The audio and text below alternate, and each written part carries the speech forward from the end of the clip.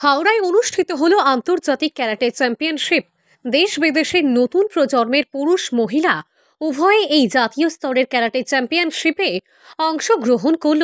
আত্মরক্ষার পাশাপাশি এই ক্যারাটে যুবক যুবতীর ভবিষ্যৎ নিশ্চিত করতে পারে সেই দিক গুরুত্ব রেখে বিভিন্ন প্রতিষ্ঠানের পাশাপাশি বহু স্কুলে ক্যারাটে প্রশিক্ষণ দেওয়া হচ্ছে ছেলে মেয়েদের। বর্তমান সময়ে অভিভাবকরা বেশ সচেতন ভূমিকা পালন করছে মনে করছেন অভিজ্ঞরা। বিশেষ করে মহিলাদের আত্মরক্ষার ক্ষেত্রে দারুণ কার্যকর হতে পারে ক্যারাটে প্রশিক্ষণ। সুন্দর করার আমরা চেষ্টা করি। তার প্রধান চেষ্টার কারণটাই হচ্ছে আমাদের পরবর্তী প্রজন্মকে একটা নতুন কিছু দিয়ে যাওয়া, ভালো কিছু বুঝিয়ে যাওয়া। আমরা এখানে শুধুমাত্র যে ক্যারাটে ইভেন্ট করছি তা না, ক্যারাটে ইভেন্টের মাধ্যমে তাদেরকে বোঝাচ্ছি যে তারা একটা স্পোর্টিং স্পিরিট তাদের মধ্যে আনুক, খেলাটাকে বুঝুক, খেলাটাকে ভালোবাসুক। তার পাশাপাশি আমরা এখানে আরও অনেক কিছু জুড়েছি। আমরা এখানে বৃক্ষরোপণ সম্বন্ধে তাদেরকে নলেজ দিচ্ছি যে গাছ লাগানোটা কতটা ইম্পর্ট্যান্ট, আমাদের ফিউচারের জন্য ইম্পর্ট্যান্ট, আমাদের ছোটো ছোটো বাচ্চাদের জন্য ইম্পর্ট্যান্ট। তার সাথে সাথে আমরা পুরনো জামাকাপড় কালেক্ট করছি। বাচ্চারা শিখছে যে হ্যাঁ, আমাদের যেটা পছন্দের, যেটা আমাদের নিজেদের, সেটাও কাউকে দান করা যেতে পারে এবং সেটা নিয়ে কেউ খুশি হতে পারে এবং প্রত্যেকটা জিনিসের মধ্যে কোথাও না কোথাও একটা খুশি, কিছু আনন্দ, কিছু ভালোবাসা লুকিয়ে আছে। ক্যারাটে স্পোর্টস, মার্শাল আর্টস যে এতটা বৃহৎ সেটা বোঝানোর চেষ্টা করছি। বিভিন্ন স্টেট থেকে এসেছে, কোন স্টেট থেকে এসেছে? এটা শুধু স্টেট নয়, এটা একটা ইন্টারন্যাশনাল টুর্নামেন্ট। স্টেট বলতে আমরা অলমোস্ট ইন্ডিয়ার সমস্ত স্টেট কভার করেছি, এক্সেপ্ট অন্ধ্রপ্রদেশ এবছর আসতে পারেনি আর অরুণাচল প্রদেশ আসতে পারেন, ওতে কিছু নিজস্ব পার্সোনাল রিজন ছিল। আদারওয়াইজ সমস্ত স্টেট থেকে আমাদের যেমন এসছে, প্লাস ইন্ডিয়ার বাইরে থেকেও এসছে। এবছর বাংলাদেশ আসতে পারেনি, লাস্ট ইয়ার বাংলাদেশ এসেছিলো।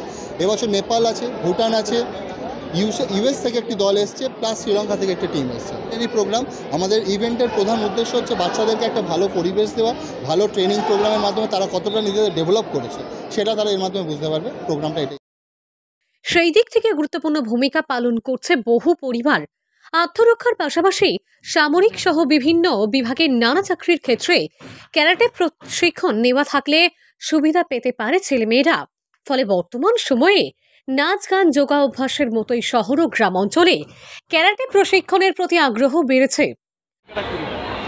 আমরা চেষ্টা করছি গ্রামেগঞ্জে এইভাবে পৌঁছে দেওয়া, মানে বাচ্চাদের ক্যারাটের সঙ্গে সঙ্গে যাতে বৃক্ষরোপণ, পুরনো বস্ত্র নিয়ে নিজেদের পছন্দের জিনিসগুলো দিয়ে যাতে তাতে আন্তরিকভাবে তারা দিয়ে দিতে পারে। এইভাবে মানে শুধু খেলা নয়, শুধু ক্যারাটে নয়, ক্যারাটে ছাড়াও আমরা এই পজিশনগুলো নিয়ে চলার চেষ্টা করছি। আর অভিজ্ঞতা বলছি আমরা এগোচ্ছি, চেষ্টা করছি, মানে আমরা আমাদের মতন চেষ্টা করছি। এবার সব থেকে বড় কথা কী বলো তো, গার্জেন যারা আছে, গার্জেনদেরও আমাদের সঙ্গে সহযোগিতা করতে হবে, নইলে বাচ্চারা কী করে এগোবে গার্জেনদের যদি সঠিকভাবে না। দেখুন, বর্তমান দেশে যা বেকার সমস্যা দিন দিন বেড়ে চলেছে, সেখানে কিন্তু ক্যারাটে একটা নতুন পথ দেখাচ্ছে। সে পথটা কি না, সেলফ সাফিসিয়েন্ট। সেলফ ডিফেন্সটাকেও যেমন হাইলাইট করছে, সঙ্গে সঙ্গে সেলফ এমপ্লয়মেন্টটাকে হাইলাইট করছে। এবং সবচেয়ে বড় কথা হচ্ছে এই খেলাধুলোর পেছনে খুব বেশি খরচা নেই।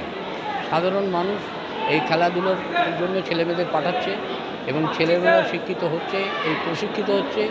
এবং আগামী দিনে এখন এই মুহূর্তে পশ্চিমবাংলায় 2300 ক্যারাটে স্কুল আছে। এই 2300 ক্যারাটে স্কুলেতে বিভিন্ন ধরনের লোক ইনভলভ আছে। তার মধ্যে দেখা যাচ্ছে যে বেকার সমস্যার সমাধানের ক্ষেত্রেও ক্যারাটে সামান্য হলেও কিছু কাজ করছে। আর এই সংস্থার সঙ্গে জড়িত আমি গত 2 বছর ধরে।